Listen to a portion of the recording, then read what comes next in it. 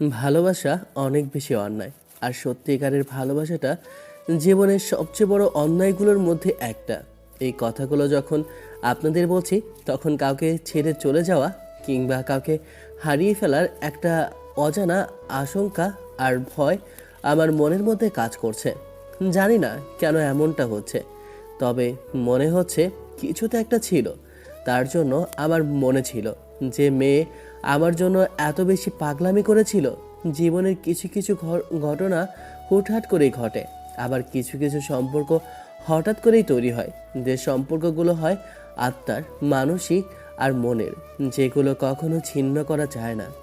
জানি না এসব কথা কিভাবে মুখ দিয়ে বেরোচ্ছে আর কি জন্যই বা বলছি। আর যখন বলেছি তখন মনে হচ্ছে বুকের মাঝে বিশাল এক হাহাকার কাজ করছে। আদৌ কি ওই মানুষটাকে আমি ভালোবেসেছিলাম কি না, যে আমাকে নিয়ে এত কথা বলেছে? এতবার ভালোবাসার কথাগুলো যে মেয়েটা আমার সামনে প্রকাশ করেছে। প্রথমে মজার ভেবেছিলাম বিষয়টা, কিন্তু পরবর্তীতে এরকম সত্যি হয়ে দাঁড়াবে বিষয়টা কখনো কল্পনা করতেও পারিনি। আমি ভেবেছিলাম মেয়েটা বড় আপু হিসেবে আমার সাথে এক প্রকার মজা করছে। তারপর বন্ধুদের সেদিন ওরকম বলা কথার কারণে ভদ্র মহিলা রেগে গিয়ে এরকমটা করেছিল। কিন্তু কে জানতো ওনার এই মজার পেছনে ছিল এক আকাশ পরিমাণ ভালোবাসা। আর সব কিছু যখন ঠিকঠাক চলছিল, তার মাঝে বাধা হয়েছিল খুব কঠিন আর শক্ত এক বন্ধুত্বের দেয়াল, যেটা না দুজনকে এক হতে দিচ্ছিল আর না মেয়েটাকে ভালোবাসি সেটা বুঝতে দিচ্ছিল। তারপর সবটা ঠিক রাখতে শেষে মুখ লুকিয়ে পালিয়ে আসতে হয়েছে আজকে। আমার কথা আপনারা হয়তো বুঝতে পারতেছেন না, চলুন তাহলে বুঝিয়ে বলি। ঘটনাটা আজকে থেকে প্রায় 6 মাস আগের। সেদিন যখন ঈশান বাইক নিয়ে বাসার উদ্দেশ্যে যাচ্ছিল, খানিকটা আসতেই মনে হলো পিছন থেকে কেউ একজন ডাকলো। বিষয়টা পাত্তা না দিয়ে চলে যেতে নিয়েছিল ছেলেটা, তখনই আবারও সেই একই ডাকটা কানে আসলো। এই যে শুনছেন? এত মিষ্টি একটা কণ্ঠস্বর শোনার পর কেই বা এড়িয়ে যেতে পারবে? তাই ঈশানও পারেনি। দ্বিতীয়বার কানে আসতেই সাথে সাথে বাইকটা ব্রেক করলো ঈশান। তারপর আশেপাশে তাকালো, কোথাও তো কেউ নেই। এবার পিছন ফিরতে একটা মেয়েকে দাঁড়িয়ে থাকতে দেখলো। ওখানে মেয়ে দাঁড়িয়ে আছে বললে ভুল হবে, এ তো সাক্ষাৎ পরী। ঈশান কিছুক্ষণের জন্য চুপচাপ মেয়েটার দিকে এক ধ্যানে তাকিয়ে রইল। তারপর যখন মনে হলো মেয়েটা ওকে ডাকছে কেন, মেয়েটা এগিয়ে মেয়েটা এগিয়ে আসলে ঈশান নিজেকে স্বাভাবিক করে নিল। মেয়েটা এগিয়ে এলে পাশে দাঁড়াতেই ঈশান একবার পা থেকে মাথা অবধি ভদ্রমহিলাকে দেখে নিল। সাক্ষাৎ সামনে কোনো পরী দাঁড়িয়ে আছে বলে মনে হচ্ছে ঈশানের। আমাকে একটু লিফট দেওয়া যাবে? হ্যাঁ, না মানে আমি লিফট দেওয়ার কথা বলছি। সামনে ওই কলেজটাতে আমাকে নামিয়ে দিলেই হবে। দেখতেই পাচ্ছেন এলাকাটা নির্জন, তারপরে আবারও আশেপাশে কোনো রিক্সা বা যাতায়াতের মতো কিছু দেখাও যাচ্ছে না। আমার মতো একলা একজন মেয়েকে যদি এখানে ফেলে যান, আর তাতে আমার যদি কিছু একটা হয়ে যায়, আপনার কি কোনো দায়বদ্ধতা নেই বলেন? ঈশান কিছু বলার আগে মেয়েটা নিজেই ফটফট করে এত কথা বলল, যার জন্য ছেলেটা হাঁ করে ভদ্রমহিলার দিকে তাকিয়ে রইল। সে আবারও বলতে লাগলো, এরকম হাঁ করে তাকিয়ে থাকবেন না, মুখের মধ্যে মাছি ঢুকে যাবে। হ্যাঁ, না মানে আসলে আমার দেরি হয়ে যাচ্ছে, লিফট দিলেই তো হয়ে যায়।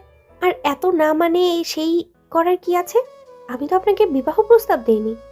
ভদ্রমহিলার কথাতে কিছুটা অস্বস্তি লাগলেও ঈশান মাথা নেড়ে হ্যাঁ সূচক উত্তর দিতেই ভদ্রমহিলা উঠে বসলো। তারপর ওর কাঁধের উপর হাত রাখতেই ঈশান কিছুটা অবাক হলেও মেয়েটা আবারও ওকে তাড়া দিতেই ঈশান বাইকটা স্টার্ট করে সামনের দিকে এগোতে লাগলো।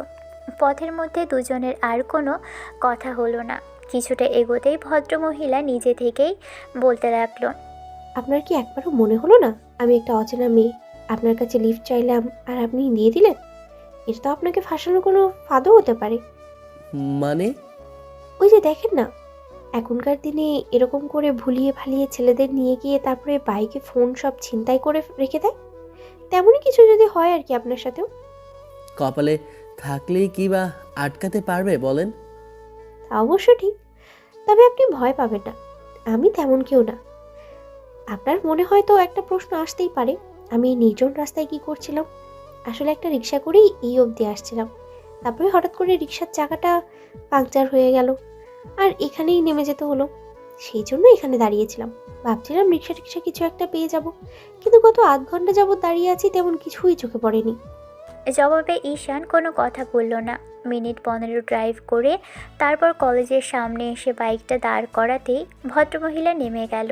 তারপর চলে যেতে গিয়ে আবার পিছন ফিরে একটু মুচকি হাসি দিয়ে বলল, অসংখ্য ধন্যবাদ আপনাকে। ঈশানও এবার একটু হাসার চেষ্টা করতেই ভদ্রমহিলা তাড়াহুড়ো করে কলেজের মধ্যে ঢুকে গেল। মেয়েটাকে দেখে কলেজের স্টুডেন্ট বলে মনে হচ্ছে, বয়সটা কম, তাই তেমনটা মনে হওয়াটাই স্বাভাবিক। তবে যে গেট আপে এসেছে তাতে মনে হচ্ছে এই কলেজের ম্যাডাম হবে। ঈশান আর ভাবনা চিন্তা না করে বাসার উদ্দেশ্যে চলে গেল। দুদিন যাবৎ কলেজে আসা হয় না, এই বিষয় নিয়ে আব্বু আম্মু বেশ খানিকটা বকাঝকাও করেছে। কাল ইঞ্জিনিয়ারিংয়ে ভর্তি হওয়ার পর থেকে পড়ালেখাটা তেমন করে হচ্ছে না। এদিকে এদিকে ওদিকে ঘুরে বেরিয়েছে কয়েকদিন ধরে। তার উপর ঈশানের বেস্ট ফ্রেন্ড মেহেদি আবার অন্য সাবজেক্ট নিয়ে আলাদা ডিপার্টমেন্টে চলে গেছে। তাই নতুন ডিপার্টমেন্টের নতুন সব বন্ধুদের সাথে তেমন করে সহজ স্বাভাবিক হতে পারছে না। কিছুই ভালো লাগছে না, তাই ক্লাসটাও রেগুলার করা হচ্ছে না। সবচেয়ে বড় বিষয়, বেস্ট ফ্রেন্ড না থাকলে ক্লাস করেও মজা পাওয়া যায় না। তার উপর সবাই কেমন অচেনা, নতুন নতুন স্টুডেন্ট, নতুন একটা জায়গায়, সব মিলিয়ে পরিবেশের সাথে মানিয়ে নিতে কিছুটা সময় লাগছিল। তাই কলেজে যেতেও ইচ্ছে করে না। তবে একটা বিষয়ে মেহেদির সাথে ঈশানের মিল আছে, ওদের দুজনেরই মর্নিং শিফটে ক্লাস। দুজনের মর্নিং শিফটে ক্লাস হলেও মেহেদি কম্পিউটার ডিপার্টমেন্টে আর ঈশান টেক্সটাইল। দুজনের আজকাল খুব বেশি একটা দেখা হয় না। ছুটির পর কিংবা ক্লাস শুরু হওয়ার আগে কখনো সখনো দেখা হয়। ঈশান হতচ্ছাড়াটাকে বলেছিল দুজনে একই ডিপার্টমেন্টে ভর্তি হওয়ার কথা, কিন্তু বজ্জার ছেলে বলতো ওর বাসা থেকে নাকি কম্পিউটার সাবজেক্টটাই চুজ করে দিয়েছে। অগত্যা এলোমেলো ঘোরাফেরা চলছে কলেজের শুরু পর থেকেই। বাসায় এসে কিছুক্ষণ আম্মুর বকাঝকা শুনে তারপর রুমে আসলো। পুরো দিনটা এলোমেলো করেই কাটলো। পরদিন সকালে ঘুম ভাঙলো আম্মুর ডাকাডাকিতে। চোখ খুলতেই কলেজের জন্য তাড়া দিতে লাগলো। ঈশান খুব অলস ভঙ্গিতে উঠলেও আম্মু জোর করে ওকে ওয়াশরুমে নিয়ে গিয়ে দাঁড় করালো। ফ্রেশ হয়ে এসে ব্রেকফাস্ট করে বিদায় নিয়ে তারপর কলেজের উদ্দেশ্যে বেরিয়ে পড়ল। এসে মেহেদির সাথে আজও দেখা হলো না। ছেলেটা হয়তো নতুন বন্ধুদের সাথে আছে। ঈশান ক্যাম্পাসের এক সাইডে এসে বসেছিল। তখন নতুন ক্লাসের কয়েকটা ছেলেপিলে এসে ওর সাথে কথা বলতে শুরু করলো। নতুন ক্লাসমেটদের সাথে তেমন করে এখনও মিশতে পারেনি ঈশান, সেজন্য ওদের সাথে ততটাও ফ্রি নয় যতটা আগের বন্ধুদের সাথে ছিল। আর মেহেদি তো হাই স্কুল লাইফ থেকে ঈশানের সাথে ছিল, আর সেই বন্ধুই আলাদা হয়ে গেছে। আর নতুন যাদের সাথে মিশছে এদের সাথে বা কতদিন থাকবে? কলেজের বন্ধুত্বটা খুব বেশি দিন টেকে না, পরীক্ষা অবধি সেটা সীমাবদ্ধ। ফাইনাল এক্সামটা শেষ হয়ে গেলেই তারপর কে কোথায় যায় তার কোনো খোঁজ খবর পাওয়া যায় না। মিনিট 15 মতো ছেলেগুলোর সাথে আড্ডা দিয়ে তারপর ক্লাসে ঘন্টা পড়তেই ক্লাসে এসে প্রবেশ করলো। প্রথম ক্লাসটা শেষ হতেই ঈশান ফোন নিয়ে ঘাটাঘাটি করতে লাগলো। ঈশানের বাকি বন্ধুরা বাইরে গিয়ে কথা বলতে লাগলো। আরও মিনিট 10 বাদেই কেউ একজন ক্লাসে প্রবেশ করলে সবাই উঠে দাঁড়াতেই ঈশানও তার ব্যতিক্রম ছিল না। ছেলেটা দাঁড়াতেই চোখের সামনে জল করতে লাগলো। কালকে সেই মেয়েটা, অর্থাৎ যাকে লিফট দিয়েছিল, সেই মেয়েটার সামনে দাঁড়িয়ে আছে। এমন কিছু দেখে ঈশান কিছুটা অবাক হলেও এবার ভদ্রমহিলা একটু হাসার চেষ্টা করে সবাইকে বসতে বলল। ঈশান গত দুদিনের ক্লাসে আসেনি, আর এই দুদিনে কি থেকে কি হয়েছে কে জানে।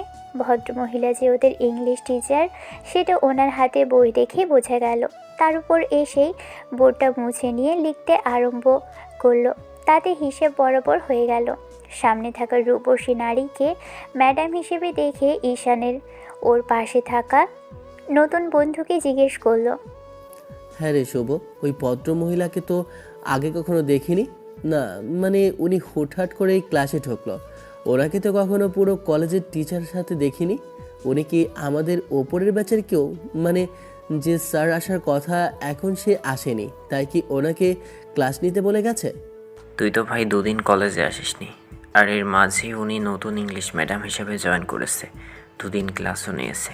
তুই যেদিন থেকে আসিসনি সেদিন থেকে উনি আমাদের ইংলিশ ক্লাসগুলো নিতে শুরু করলো।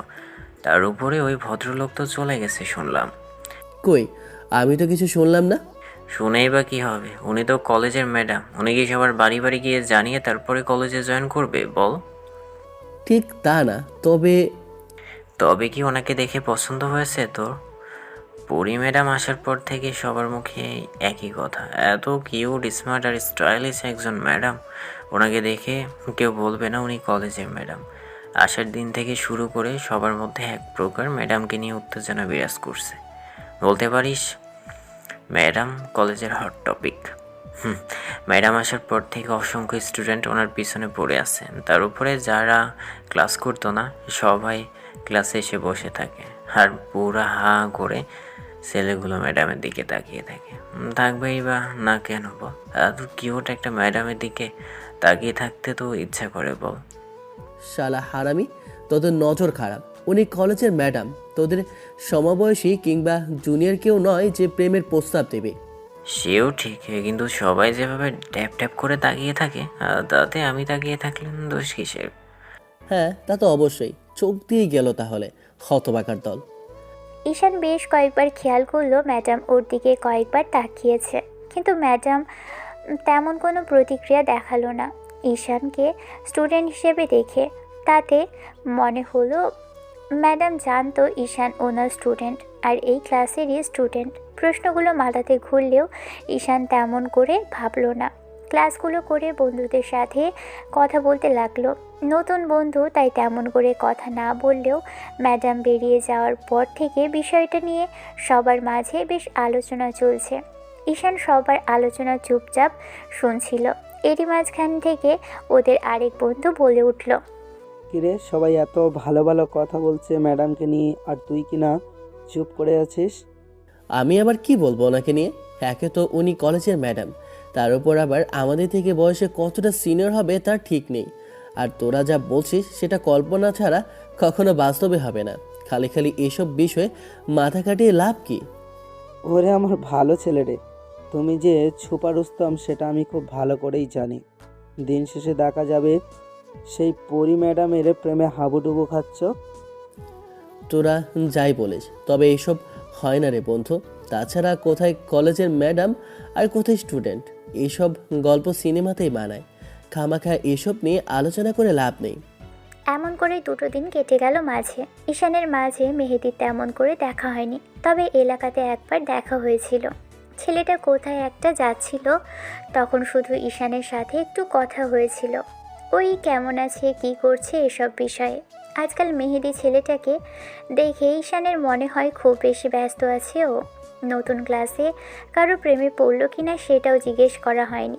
ঈশান এক প্রকার ছেলেটার প্রতি কিছিরে রাগ, কেন একই ডিপার্টমেন্টে ভর্তি হলো না, যেটা ওর ভালো মনে হয় সেটাই করেছে।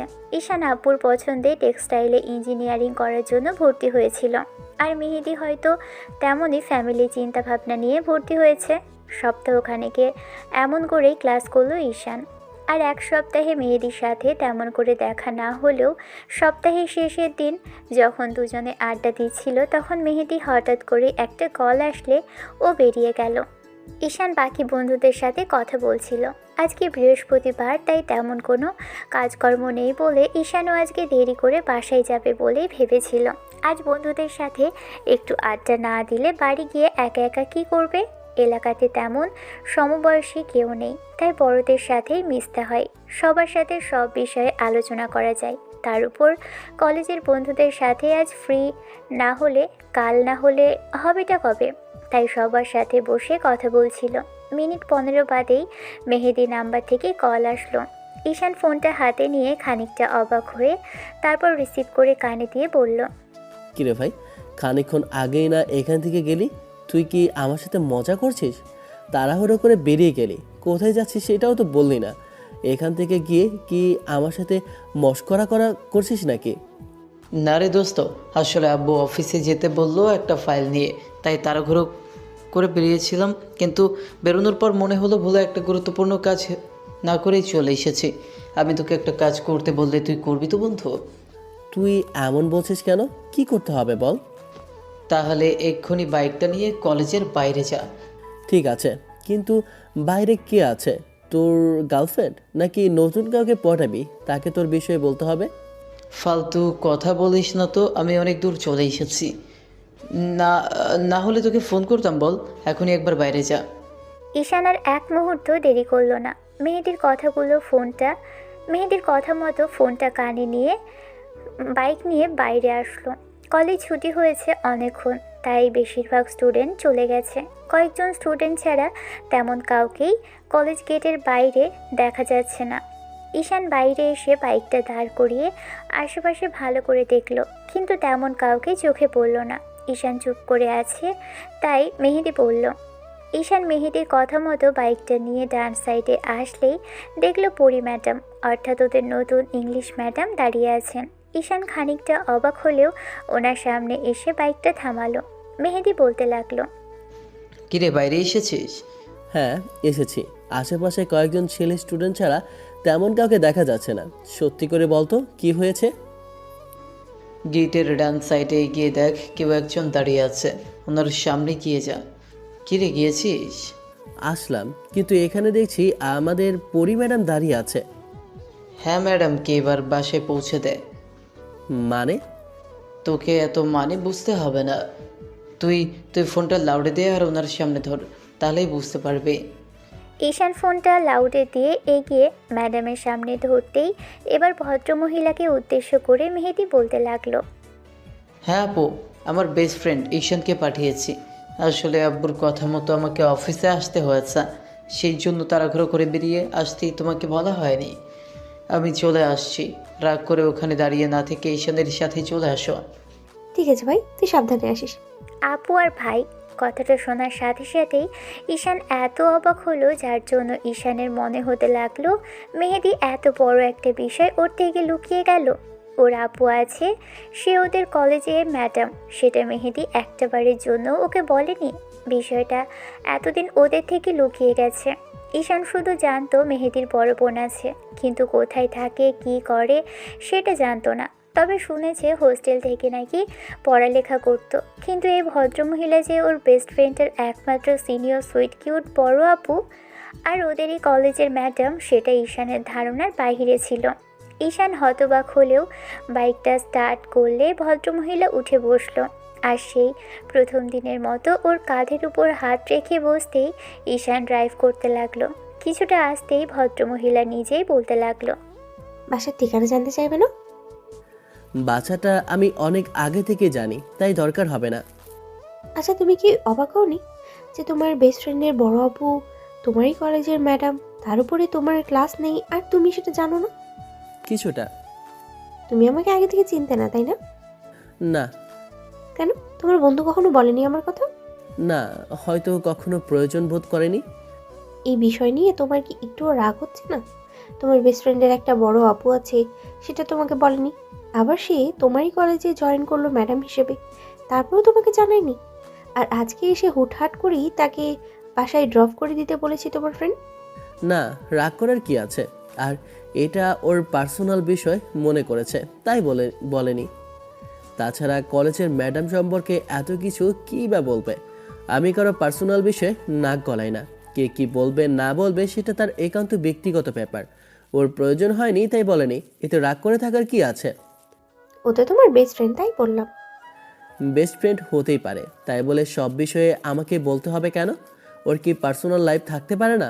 তাছাড়া আজ বাদে কাল যখন গার্লফ্রেন্ড হবে, বিয়ে করবে, সব কি আমাকে বলে করতে হবে? তা অবশ্য ঠিক, কিন্তু তোমার চেহারা দেখে মনে হচ্ছে তুমি রেগে আছো। আমি এরকমই সব সময়, এরকম গম্ভীর দেখতেই। আমি তোমাকে অনেক আগে থেকেই চিনতাম। ও, জিজ্ঞেস করবে না কিভাবে চিনতাম আর কোথায় দেখেছিলাম? এইটারও প্রয়োজন বোধ মনে করছি না। কিন্তু আমি প্রয়োজন মনে করছি। গত মাসখানেক আগে তুমি আমাদের বাসায় গিয়েছিলে, তার কয়েকদিন আগে আমি হোস্টেল থেকে একেবারের জন্য বাসায় চলে এসেছি। তারপর চাকরির জন্য কয়েক জায়গায় যোগাযোগ করছিলাম, আর সেই দিনই তোমাকে প্রথম দেখেছিলাম। তুমি আমার ভাইয়ের সাথে বাসায় এসেছিলে আর আম্মুর সাথে কথা বলছিলে। সেদিন থেকেই তোমাকে চিনি, আর সেদিনই তোমার সাথে রাস্তায় দেখা হলো। সেই জন্যই তোমার কাছে লিফট চেয়েছিলাম, অন্য কেউ হলে লিফট চাইতাম না। ও, ম্যাডাম হয়তো ভাবছে ছেলেটা কোনো প্রতিক্রিয়া দেখাচ্ছে না কেন। অন্য কোনো ছেলে হলে হয়তো বেস্ট ফ্রেন্ডের এত বড় একটা বিষয় হাইড করার কারণে হাজারটা বকা দিত, কিন্তু ঈশানের মুখভঙ্গি সেই আগের মতোই আছে। তাছাড়া সবচেয়ে বড় বিষয় হচ্ছে ও কারো পার্সোনাল লাইফ নিয়ে খুব বেশি ইন্টারফেয়ার করে না। ঈশান খুব স্বাভাবিকভাবেই বাইকটা চালিয়ে একদম 1.25 ঘন্টার মধ্যে মেহেদির বাসার সামনে এসে বাইক দাঁড় করালো। ভদ্রমহিলা নেমে যেতেই ঈশান যখনই বাইক ঘুরিয়ে চলে যেতে নেবে তখন ম্যাডাম বলতে লাগলেন, চলে যাচ্ছ কেন? বাসায় আসবে না? না, কেন? বন্ধুর বোনকে বাসায় ড্রপ করে দেওয়ার কথা ছিল, কিন্তু ম্যাডামের বাসায় যেতে হবে তেমন কোনো কথা ছিল না। এক এক জায়গায় এক এক সম্পর্ক বানাচ্ছ কেন? বন্ধুর বোনটাই সেই ম্যাডাম, আর তার বাসার সামনে এসে চলে যাবে? সেই জন্যই ম্যাডাম নিজে থেকেই যেতে বলেছে ভেতরে। স্টুডেন্টদের ম্যাডামের বাসায় যাওয়ার শোভা পায় না, আর এখানে বন্ধু নেই, তাই বিষয়টা অন্যরকম দেখায়। ঠিক আছে ম্যাডাম, আপনি ভেতরে যান, আমি আসছি। ঈশান কথাগুলো বলে সেখান থেকে আর এক মুহূর্ত না দাঁড়িয়ে বাসার উদ্দেশ্যে চলে গেল। পরে ঈশানের যাওয়ার দিকে তাকিয়ে রইল। কিছু একটা ভেবে একটু হাসার চেষ্টা করে ভিতরে প্রবেশ করলো।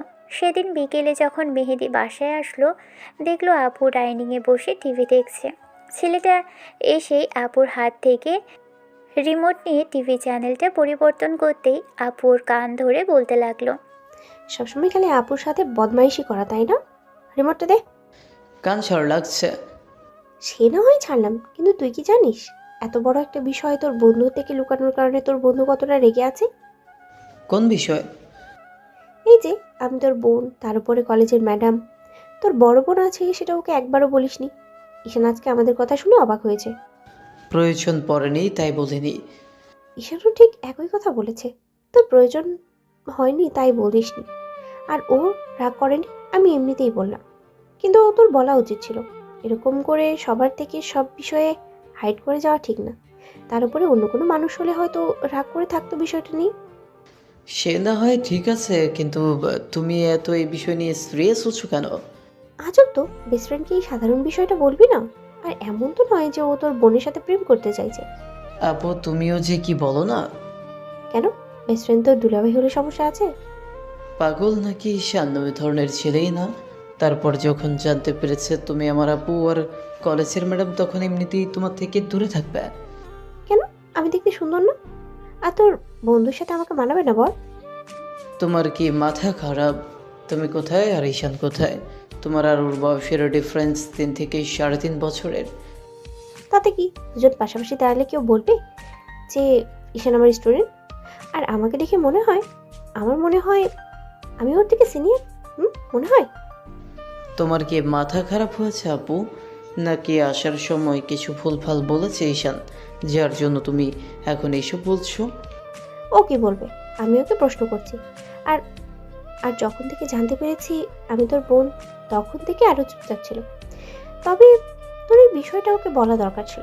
গত 1 মাস যাবত আমি বাসাতে আছি, কিন্তু তুই একটাবারের জন্য ওকে বিষয়টা জানাসনি। জানাইনি, এখন তো জেনে গেল। তাছাড়া আজ বাদে কাল এমনিতেই জানতে পারতো। সত্যি করে বলতো, এই সেম কাহিনীটা যদি ঈশান তোর সাথে করতো তাহলে তুই রাগ করে থাকতি না ওর উপরে? এবার মেহেদি চুপ করে রইল আর ভাবতে লাগলো। তখন আপু আবারও বলতে লাগলো, বিষয়টা হচ্ছে মানসিকতায় কে কাকে কতটুকু আপন ভাবে সেটা। তুই হয়তো এসব বলার প্রয়োজন বোধ করিসনি, কিন্তু ও হলে তোকে ঠিকই বলতো। আর তোকে যদি না বলতো তুই ঠিকই ছেলেটার উপরে রাগ করতি। এই ঘটনার পর পরি ম্যাডামের সাথে ঈশানের ক্লাসে দেখা হলেও তেমন কোনো কথা হয়নি, কিন্তু ভদ্রমহিলা বুঝতে পেরেছে ছেলেটা বেশ চুপচাপ। তার উপরে ঈশান তেমন করে হাসাহাসি করে না। অন্যদিকে ম্যাডাম ক্লাস দিতে গিয়ে খেয়াল করেছে ঈশান পড়ালেখাটা বেশ ভালোই করে। প্রতিদিনের মতো আজও ম্যাডাম ক্লাসে এসেছে। ঠিক ঠিক তখনই খেয়াল করলো যে আজকে ঈশান ক্লাসে একটু অন্যমনস্ক। ওর বন্ধুরা পাশ থেকে গুজুর গুজুর ফুসুর ফুসুর করছে। এই বিষয়টা দেখে পরি এসে ওদের সামনে দাঁড়ালো। তখন ঈশান খানিকটা হকচকিয়ে গেলেও ম্যাডাম বলতে লাগলো, কি এত কথা হচ্ছে তোমাদের মাঝে? না মানে ম্যাডাম, তেমন কিছু না, ওই একটু। হ্যাঁ, ও একটু কি? কোনো মেয়েকে পছন্দ হয়েছে সেটা বলো। তাকে নিয়ে কথা হচ্ছে তো? না মানে আসলে ম্যাডাম, তেমন কিছু না। ওই এতই যদি পার্সোনাল বিষয় নিয়ে আলোচনা করার হয় তাহলে ক্লাসের বাইরে গিয়ে করবে। ক্লাস ব্যতীত কথা বলা এই ক্লাসের মধ্যে আমি পছন্দ করি না, তোমরা জানো না? তারপরেও সবসময় এত কথা কেন বলতে হবে? সরি ম্যাম, আর কখনো এরকম হবে না। প্রত্যেক দিনই তো এরকম করে কথা বলতে দেখি। আমি ক্লাসে আসলেই তোমাদের কথা বলাটা বেড়ে যায়। কথা যদি এতই গুরুত্বপূর্ণ হয় তাহলে কলেজের বাইরে গিয়ে বলো, যাও। ঈশান অন্যমনস্ক থাকলেও ওর বন্ধুরা পাশে থেকে কথা বলছিল, কিন্তু তার জন্য ওকে এরকম করে কথা বলল ম্যাডাম। মাথা নিচু করে দাঁড়িয়েছিল ছেলেটা, তার উপর সবার রাগ ম্যাডাম ওর উপর ঝাড়ল। তারপর শেষে বাইরে চলে যাওয়ার কথাটা বলতেই ঈশান আর এক মুহূর্ত দাঁড়ালো না। বন্ধুদের দিকে রাগি চোখে একবার তাকিয়ে ব্যাগটা নিয়ে ক্লাস থেকে বেরিয়ে গেল। অন্যদিকে ঈশান বেরিয়ে যেতেই পরি ভাবতে লাগলো কি বলতে কি বলল, আর ছেলেটা কি বুঝে চলে গেল সেটাই মাথায় ঢুকলো না। পরি হাঁ করে ঈশানের যাওয়ার দিকে তাকিয়ে রইল। আজব ছেলে তো, ওকে কথার কথা বলা হলো আর ছেলেটা ক্লাস থেকেই বেরিয়ে গেল। হয়তো খারাপ লেগেছে ছেলেটার। ম্যাডাম বাকি ক্লাসটা শেষ করে তারপর অফিস রুমের দিকে চলে গেল। ঈশানকে ক্যাম্পাসের কোথাও দেখলো না, তবে ছেলেটাকে এমন করে বলতেই যখন ক্লাসের বাইরে বেরিয়ে যেতে বাধ্য করলো, তখন পরীর মনে হলো এমন করে না বললেও পারত। সামান্য কথাই তো বলেছিল, তাহলে এত সিন ক্রিয়েট করার কী ছিল? ম্যাডাম কিছুক্ষণ যাবৎ কলেজের এদিক ওদিক আর অফিস রুমের সামনে দাঁড়িয়ে থেকে ছেলেটাকে খুঁজেও পেল না। তারপর পিয়নকে দিয়ে ওকে ডাকলো। পিয়ন ঈশানকে ক্লাসে না পেয়ে তারপর ওর বন্ধুদের জিজ্ঞেস করতেই জানতে পারলো ক্যাম্পাসে আছে। ঈশান ক্যাম্পাসে বসে ফোন ঘাটাঘাটি করছিল। এরই মাঝে কেউ একজন সামনে এসে দাঁড়াতেই ছেলেটা তার দিকে তাকালো। পিয়ন দাঁড়িয়ে আছে। ঈশান কিছু বলার আগেই ভদ্রলোক বলতে লাগলেন, পরি ম্যাডাম তোমাকে ডেকেছে। ম্যাডামের কথা শুনে ঈশানের মনে হতে লাগলো এই ভদ্রমহিলার আবার কি হলো? একে তো ক্লাস থেকে বের করে দিল, তার উপর আবার এখন ডাকছে কেন? তাহলে কি আরও বকাঝকা বাকি আছে? এক্ষুনি যেতে বলেছে, তোমাকে কি যেন বলবে। ওনার ক্লাস আছে, তোমার সাথে কথা বলেই যাবে সেখানে। ঈশান পিয়নের পিছন পিছন আসলো। ম্যাডামের অফিস রুমটা চেনে না, তাই ভদ্রলোকের সাথেই আসলো। পিয়ন পরি ম্যাডামের রুমের সামনে এসে ওকে রেখে চলে গেল। ঈশানকে দেখে ম্যাডাম ভিতরে যেতে বললে ছেলেটা গিয়ে ওনার সামনে দাঁড়ালো। ম্যাডাম ঈশানকে বসতে বললেও বসলো। না ম্যাম, আমি এখানেই ঠিক আছি, আপনি বলুন কি বলবেন। টিচাররা কিছু বললেই সেটা শুনতে হয়, বসো। ঈশান ম্যাডামের সামনাসামনি চেয়ারটা টেনে বসে মাথা নিচু করে রইল। ভদ্রমহিলা কিছু একটা ভেবে ওর দিকে সেকেন্ড 30-এর মতো তাকিয়ে থেকে বলতে লাগলো, তুমি কি সত্যি এমন, নাকি এরকম সাজার চেষ্টা করো ঈশান? মানে ম্যাডাম, বুঝতে পারলাম না। আমি জাস্ট কথার কথা বলছি। রাগারাগি করেছি সামান্য। ক্লাসে তোমরা প্রায়ই দেখি কথা বলো, তার উপরে তোমার বন্ধুগুলো একদম হাড়ে বজ্জাত। বকা দিতে গিয়ে তুমি পড়লে সবার সামনে, তাই তোমার মনে হলো সব বকা তোমাকেই দিয়েছি। সেজন্য তুমি ভাবলে যে তোমাকেই বেরিয়ে যেতে বলেছি। বোকা ছিলে। আমি তোমাদের সবাইকেই বলেছিলাম কথাগুলো। বকা দেওয়ার সময় মানুষ কত কিছুই করে, তাই বলে বেরিয়ে যেতে হয়? তাহলে তুমি ক্লাস থেকে বেরিয়ে গেলে কেন? ম্যাডাম, আপনি তো বললেন ক্লাস থেকে বেরিয়ে যেতে, আর ক্লাসে মনোযোগ দিতে পারছিলাম না। বন্ধুরা পাশ থেকে কথা বলছিল, তাই বিরক্ত লাগছিল। ওদের কিছু বলতেও পারছিলাম না, সেই জন্য রাগ করেই। বাহ, এখন দেখি আবার ভদ্রলোকের রাগ হয়েছে। তা এত রাগ আসে কোথা থেকে? আর কি বিষয় নিয়ে এত আলোচনা হচ্ছিল যার জন্য রাগ করে ক্লাস থেকে বেরিয়ে গেলে? না ম্যাডাম, তেমন কিছু না।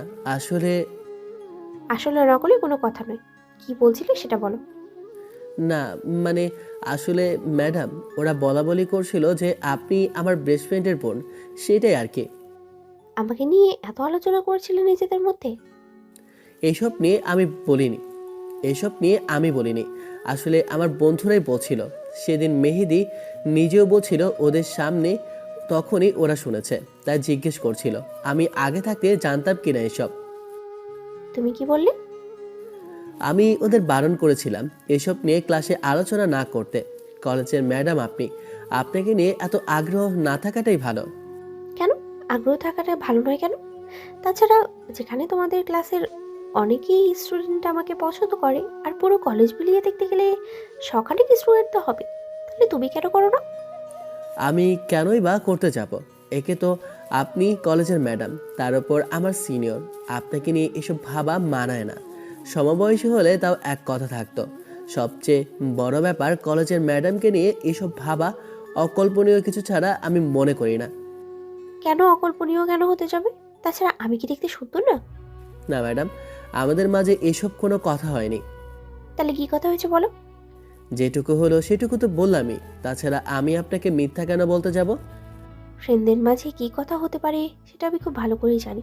এখন বলো, তোমাদের মাঝে কে আমাকে পছন্দ করে? না ম্যাডাম, এমন কোনো কথা হয়নি, বিশ্বাস করেন। তাছাড়া আমি তো এসব কিছু ভাবিনি। মেহেদি বলল, তাই সবাই জিজ্ঞেস করছিল। আমি বলেছিলাম ক্লাসের বাইরে আসলে বিষয়টা বলবো। তার মানে তোমার আমাকে পছন্দ না, তাই তো? সবাই আমাকে পছন্দ করলেও তোমার আমাকে সামান্য পরিমাণে পছন্দ হবে না ঈশান। আমি একটুও সুন্দর না, তাই না?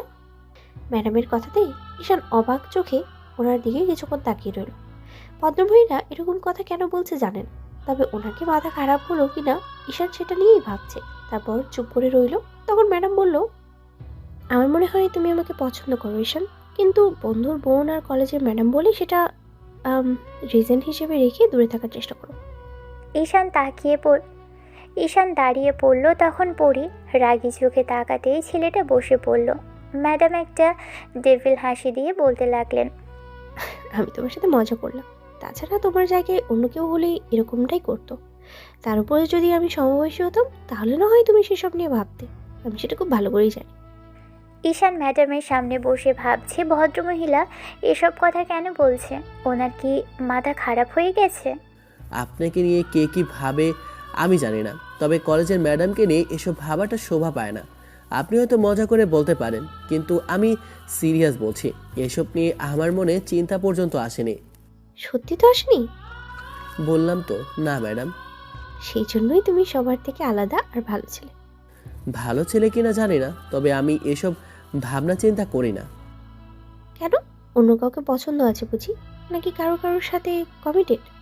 এসব নিয়ে চিন্তা করার সময় হয়নি ম্যাডাম, যখন হবে তখন করব। পরি ম্যাডাম কিছুক্ষণ যাবৎ ঈশানকে এসব আজে বাজে প্রশ্ন করলো। ম্যাডামের মাথায় কি সমস্যা হলো কি না সেটা নিয়ে ভাবতে লাগলো ছেলেটা। ম্যাডাম একের পর এক এসব প্রশ্ন করতে লাগলো। তখন ঈশানের মনে হতে লাগলো এইসব বিষয় নিয়ে ওনার সাথে আলোচনা না করাই ভালো। তাই ম্যাডামের থেকে বিদায় নিয়ে বেরিয়ে আসলো ঈশান। এক সপ্তাহ পরের ঘটনা। সেদিন যখন ঈশানের সাথে ম্যাডামের বাইরে দেখা হলো, তখনও ঈশান কলেজের বাইরে দাঁড়িয়েছিল। ওর একটা বন্ধুদের সাথে দাঁড়িয়ে কথা বলছিল। অন্যদিকে মেহেদি ওর আপুর নাম্বারে কল করলো। পরি ম্যাডামও কলেজের গেটের সামনে আসতেই দেখলো ঈশান দাঁড়িয়ে আছে। আশেপাশে কোনো রিক্সা না দেখে ভদ্রমহিলা এবার ওর ভাইকে বলতে লাগলো, ভাই কোথায় তুই? আমি তো এখানে অনেকক্ষণ যাবো দাঁড়িয়ে আছি। তুই আমাকে না নিয়ে আজকেও চলে গেছিস? আমি কোনো রিক্সাও দেখতে পাচ্ছি না। কি বলো, কলেজের সামনে কি সমস্যা বুঝলাম না। প্রত্যেক দিনের এই রিক্সার সংকট কেন হয়? আমি সেটা কি করে জানবো? রিক্সা চালাই নাকি সবার খোঁজখবর আমি নিয়ে রাখি? কিন্তু এখন কি করব? আমি তো অফিসে চলে আসছি। আব্বু আমাকে অন্য জায়গায় পাঠাচ্ছে। এক্ষুনি না গেলে এই সমস্যা হবে বুঝলো। তাহলে আর কি, আমি এখানে সারাদিন দাঁড়িয়ে থাকি, তারপরে বাজে বদমাইশ ছেলেরা এসে আমাকে ডিস্টার্ব করুক। একটা মাত্র বোন, তার কথা কি না মনেই থাকে না তোর? সরি আপু, রাগ করিস না প্লিজ। তুই বাসায় কোনো রকমে চলে আয় না। আমি কি হেঁটে হেঁটে আসবো? মাথা খারাপ করেছিস নাকি? এত- এতখানি রাস্তা আমি একা একা কিভাবে যাব? তাহলে কি করব? তাহলে আর কি, আমি আশেপাশে দেখছি তোর বন্ধু দাঁড়িয়ে আছে, তুই ওকে একটু বল না যেন আমাকে বাসায় পৌঁছে দেয়। তাহলে আর আমাকে বলছিস কেন? ওকে বললেই তো গিয়ে দিয়ে আসতো তোকে। তোর কি মাথা খারাপ? আমি কলেজের ম্যাডাম হয়ে ওকে গিয়ে বলবো? তোর বন্ধু তুই বলতে পারিস। আজব, আমি কি ওখানে আছি নাকি যে আমি জানবো ওখানে আমার বন্ধু দাঁড়িয়ে আছে? জানিস না বলেই তো বললাম, এখন বল না ওকে একটু।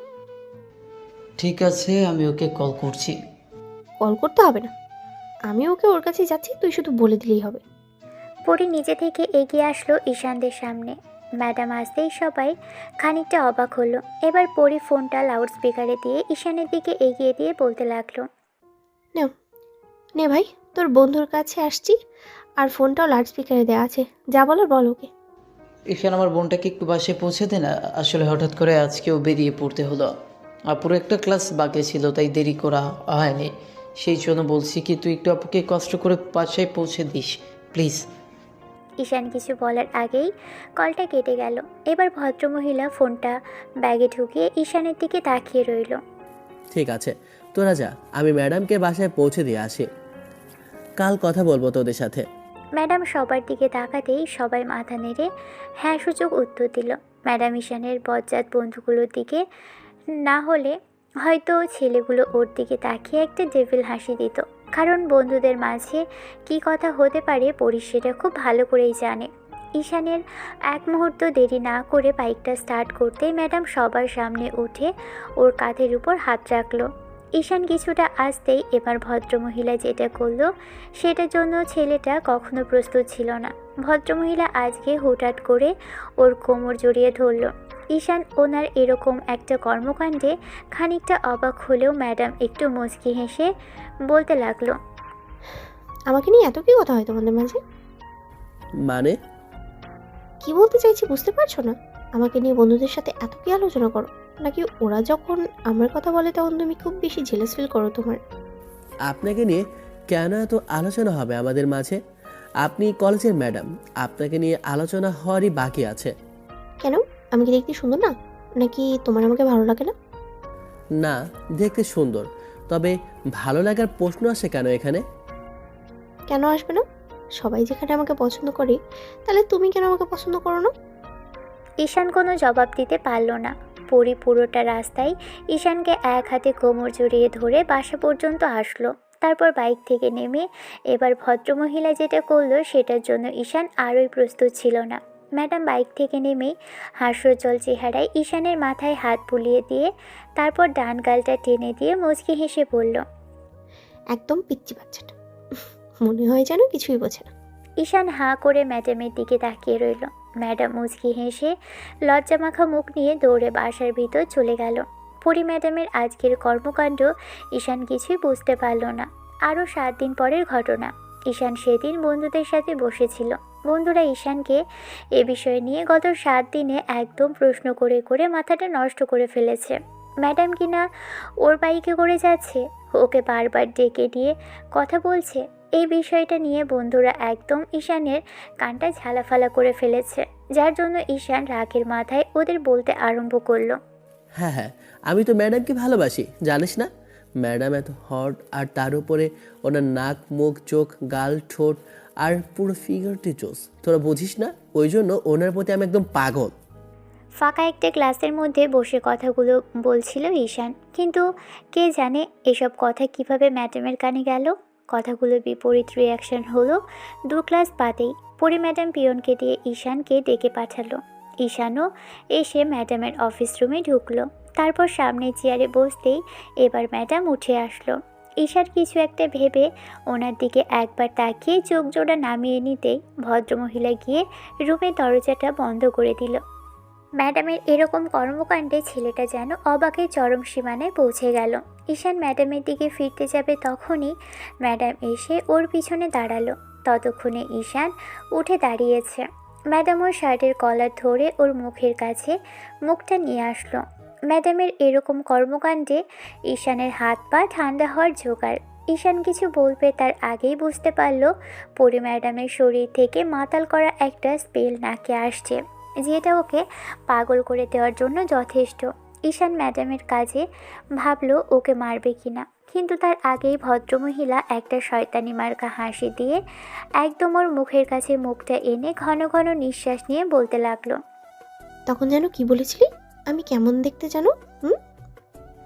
ম্যাডামের প্রশ্নে ঈশান অবাক হলো। ম্যাডাম এবার ওনার একটা আঙুল ওনার কপাল থেকে নিয়ে শুরু করে নাক আর সর্বশেষ একদম ছেলেটার ঠোঁটের উপর এনে থামালো। সাথে সাথেই ঈশান যেন জমে পাথর হওয়ার জোগাড়। এবার মেয়েটা আবারও বলতে লাগলো, কি হলো বলো, আমি কেমন দেখতে? কেমন আমার ফিগার? আর তার উপরে কিছুই তো দেখে নিয়েছো, মানে সব কিছুই, চোখ, কান, নাক, ঠোঁট, আর কি কি দেখা বাকি আছে বলো তো? আজকে না হয় সেটাও দেখিয়ে দিই। ঈশানের চোখ জোড়া বেরিয়ে আসার উপক্রম হয়ে গেল। ও একটা শুকনো ঢোক গিলল। এবার ম্যাডাম ও ঠোঁটের দিকে থাকা আঙুলটা দিয়ে কয়েকবার আলতো করে ঠোঁটে আঘাত করতে লাগলো। কি হলো বলো দুষ্টু, আমি কেমন দেখতে? এখন তো আমি তোমার সামনেই আছি, দেখে বলো আমার কোথায় কি কমতি আছে? কেমন করে দেখতে আমাকে পছন্দ হয় তোমার বলো শোনো? না মানে আসলে ম্যাডাম আমি আমি সবই শুনেছি। তুমি আমাকে নিয়ে এসব ভাবো তাই না? এমনিতেই একদম ভদ্র বটগাছ, কিন্তু এখন দেখছি একদম নটি একটা বয় তুমি। ম্যাডাম মুচকি মুচকি হাসছে আর এসব কথা বলছে। এবার ঈশানের হাত পা কাঁপতে দেখে ভদ্রমহিলা যেটা করলো সেটার জন্য ও মোটেও প্রস্তুত ছিল না। ছেলেটার হাতগুলো নিয়ে ম্যাডাম ওনার উন্মুক্ত কোমরের নিজে থেকে নিয়ে রাখলো। সাথে সাথেই যেন ঈশানের হাতগুলোতে ঝড় বয়ে চলেছে। এই বোধহয় জ্ঞান হারাবে ঈশান। তার আগেই এই ম্যাডাম আরেকটু কাছে আসলো। তারপর এক হাতে ছেলেটার শার্টের কলার ধরে আর এক হাতে মাথার পিছনের চুলগুলো ধরে ওর ঠোঁটের সাথে নিজের ঠোঁট জোড়া আনতে ঈশান চোখ জোড়া বন্ধ করে নিল। ম্যাডাম জোরে জোরে নিঃশ্বাস নিচ্ছে, সেটা খুব ভালো করে বুঝতে পারছে ঈশান। ভদ্রমহিলা কী করতে চাইছে বুঝতে পারছে না ছেলেটা। তারপর কয়েক সেকেন্ড বাদেই মনে হলো ঠোঁটের উপর নরম কোমল আর খুব উষ্ণ কিছু স্পর্শ অনুভব হলো ঈশানের। এবার চোখ মেলে তাকাতেই দেখলো ম্যাডামের গোলাপি ঠোঁটের সাথে ওর ঠোঁট দুটো একদম লেপ্টে আছে। পরি ম্যাডাম খুব যত্ন সহকারে ঈশানের ঠোঁটে কিস করছে। এমন কিছু দেখে ঈশানের মনে হচ্ছিল ও জ্ঞান হারিয়ে পড়ে যাবে। তার আগেই ভদ্রমহিলা ওকে চেয়ারের উপর বসিয়ে দিল।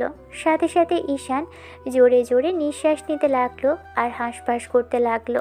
ঈশান ভাবলো আজকের মতো ম্যাডাম ওকে ছেড়ে দিয়েছে, কিন্তু পরক্ষণে ওর ভাবনাটা ভুল হলো, কারণ ভদ্রমহিলা হুটহাট করেই ওর কোলের মধ্যে বসে পড়ল। তারপর ওর গলাটা এক হাতে জড়িয়ে ধরে আরেক হাত গালের পাশে রেখে আরেক গালে টুস করে একটা চুমু খেয়ে নিয়ে বলতে লাগলো, তুমি আমাকে নিয়ে কি ভাবো সেটা আমি খুব ভালো করেই জানি শোনো। বন্ধুর বোন বলে বলতে চাও না তাই তো? কিন্তু আমি আজকেই বলে দিলাম, তুমি যেমন আমাকে মনে মনে পছন্দ করো, বলতে সাহস পাও না, আমিও তোমাকে তেমন কিছুই ভাবি। মানে তোমাকে ভালোবাসি শোনো। এত কিউট সুইট আর মিষ্টি একটা ভাইয়ের বন্ধু থাকতে তাকে ভালো না বেশি পারা যায় বলো? তুমি কি বুঝতে পারো না বারবার তোমাকে আমার কাছে কেন ডেকে নিই? বারবার তোমার সাথে বাসায় যাওয়ার বাহানা কেন করি? ঈশানের গলাটা শুকিয়ে আসছে। ও আমতা আমতা করে বলল, পানি। এত সহজে গলা শুকিয়ে গেলে হবে শোনা? আমার ঠোঁটের মিষ্টিটা খেয়েই তোমার গলা শুকিয়ে গেল, তাহলে আর বাকিগুলো করলে কি করবে? বন্ধুর বোন যে এরকম রোমান্টিক টর্চার চালাবে, তার উপর আবার কলেজের ম্যাডাম হওয়ার অবস্থায়, সেটা ঈশান কখনো কল্পনাও করতে পারেনি। ঈশান ঘেমে নিয়ে একাকার। এবার ভদ্রমহিলা ওর অবস্থাটা বুঝতে পেরে গালে একটা কিস করে তারপর উঠে গিয়ে পানি এনে ওর মুখের সামনে ধরতেই ঈশান ঢক ঢক করে পানিটা খেয়ে নিল।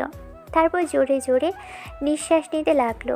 পরি আবারও ঈশানের কোলে বসতে গেলেই ছেলেটা এক লাফে উঠে গেল। ভদ্রমহিলা এবার একটু দুষ্টু হাসতেই ঈশান তাড়াহুড়ো করে বেরিয়ে যেতে নিলে তখন পরি গিয়ে ঈশানকে পিছন থেকে টেনে এনে নিজের সামনে দাঁড় করালো। তারপরও ওর গালে একটা চুমু খেয়ে ওকে একবার শক্ত করে জড়িয়ে ধরল। ঈশান আবারও পাথরের মতো জমে দাঁড়িয়ে রইল। তখন পরি বলতে লাগলো, এত ছটফট করছো কেন শোনো? তুমি বুঝতে পারছো না আমি তোমাকে কাছে থাকতে চাইছি, আর তুমি এমন তাড়াতাড়ি করছো আমার থেকে দূরে যাওয়ার জন্য? ম্যাডাম এইটা কি ছিল? আপনি কলেজের ম্যাডাম, তার উপর আমার বন্ধুর বোন, আপনি এসব করতে পারেন না। কেন? আমাদের মাঝে কি এমন বাধা আছে? আমি তোমাকে পছন্দ করি আর তুমি আমাকে পছন্দ করো। ইভেন পছন্দ করি বললে ভুল হবে, আমি তোমাকে ভালোবাসি শোনো। ঈশান কী করবে জানে না, তবে জোরপূর্বক ম্যাডামকে ছাড়িয়ে নিয়ে তাড়াহুড়ো করে অফিস রুম থেকে বেরিয়ে গেল। ঈশানের এমন অবস্থা দেখে পরি মুচকি মুচকি হাসতে লাগলো। ছেলেটা এক দৌড়ে ক্লাসরুমে চলে আসলো। তারপর একটা জায়গায় বসে জোরে জোরে নিঃশ্বাস নিতে লাগলো। বন্ধুরা জিজ্ঞেস করলেও কিছু বলল না ঈশান। এমন করে কাটলো 2-3টা দিন। এটির মাঝে ঈশান আর ম্যাডামের দেখা হয়নি। অন্যদিকে ঈশান ভেবেছে ভদ্রমহিলা ওর সাথে মশকরি টর্চারি কিছু একটা করেছে, তাই ঈশান আর ম্যাডামের সম্মুখীন হয়নি। কিন্তু 3য় দিনের মাথায় ঈশান কলেজে আসলেও ম্যাডামের ক্লাস না করে বাইরে ছিল। আর পরিও ঈশানকে দেখতে পেল না। ঈশান ভেবেছিল কয়েকটা দিন গেলে ম্যাডামের ক্লাসে যাবে, আর সেদিন যা হলো তারপর থেকে ঈশানের হাত পা ঠান্ডা হয়ে আসছে। আর ম্যাডামের ক্লাসে যেতেও কেমন একটা ভয় লাগছে। ঈশানের বন্ধুদের কাছে পড়ি ঈশানের বিষয়টা জিজ্ঞেস করলে ও বলল ঈশান কেন ক্লাসে আসছে না ওরা সেটা জানে না, তবে ঈশান কোনো একটা বাহানা দিয়ে বেরিয়ে গেছে। আর এই বিষয়টা নিয়ে পরীর বেজায় পরিমাণ খারাপ লাগছিল। প্রথম যেদিন ওদের বাসায় পরী ঈশানকে দেখেছিল সেদিনই কেমন যেন ভালো লেগেছিল ছেলেটাকে। তারপর কলেজে যখন দেখলো ঈশান সবার থেকে আলাদা আর অন্যরকম, আর ঈশান ওকে নিয়ে তেমন কিছু ভাবে না, তখন ওর এই অন্যরকম মন মানসিকতা দেখে পরী নিজেই ওর প্রেমে পড়েছিল, কিন্তু কখনো বলা হয়ে ওঠেনি। আর তারপর সেদিন যখন এসব কথা শুনলো তখন বুঝতেও পারেনি ঈশান এসব রাগের মাথায় বলেছে। সেদিন পরী ঈশানকে রাগের মাথায় কাছে টেনে নিলেও ভালোবাসার সেই প্রথম ছোঁয়াতেই পরী যেন আর নিজেকে সামলে রাখতে পারেনি। ঈশানের সাথে দেখা হচ্ছে না কয়েকটা দিন, তাই পরীর মনটা খারাপ। ক্লাস শেষ করে অফিস রুমের দিকেই যাচ্ছিল মেয়েটা। কিছুটা আসতেই খেয়াল করলো ঈশান ক্লাসের দিকে আসছে। কিছুক্ষণ বাদেই হয়তো ছেলেটা ক্লাসে ঢুকে যাবে, তাই পরী কিছুটা তাড়াহুড়ো করে এগিয়ে গিয়ে একটা ফাঁকা রুমে ঢুকে গিয়ে দাঁড়ালো। ঈশান যখনই ক্লাসের সামনে আসলো তখনই পরী ওর হাত ধরে টেনে ক্লাসের ভিতর নিয়ে যায়। তারপর দরজাটা লাগিয়ে দিতেই ঈশান স্তব্ধ হয়ে গেল। ভয়ে ওর হাত পা জমে যাওয়ার উপক্রম। এ তো সেদিনের মতো সেই একই অবস্থা মনে হচ্ছে। ঈশানের আর বুঝতে বাকি রইল না ওকে এমন করে এখানে কে এনেছে, কারণ পিছন ফেরার আগেই পরীর কণ্ঠস্বর ভেসে আসলো। আমার থেকে লুকিয়ে বেড়াচ্ছ কেন ঈশান? কই না তো। তাহলে আমার ক্লাস কেন করছো না তুমি? আমার সামনে কেন আসছো না ঈশান? পরী অসহায় চোখে ঈশানের দিকে তাকিয়ে আছে। ঈশান একদম মাথা নিচু করে দাঁড়িয়ে রইল। পরী এসে ওর সামনে দাঁড়াতে গেলে ঈশান পিছুতে লাগলো। ছেলেটা পেছাতে পেছাতে একদম দেয়ালে ঠেকে গেল। তখন পরী এসে সামনাসামনি দাঁড়ালো। দুজনের নিঃশ্বাসটা আস্তে আস্তে ভারী হচ্ছে। ঈশানের বুকের স্পন্দনটা পরী স্পষ্ট শুনতে পাচ্ছে।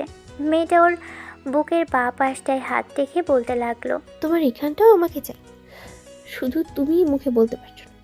কি সমস্যা তোমার? আমার ভালোবাসা থেকে পালিয়ে বেড়ালে কি তুমি তোমার অনুভূতি থেকে দূরে সরে যেতে পারবে? কি বলছেন ম্যাডাম?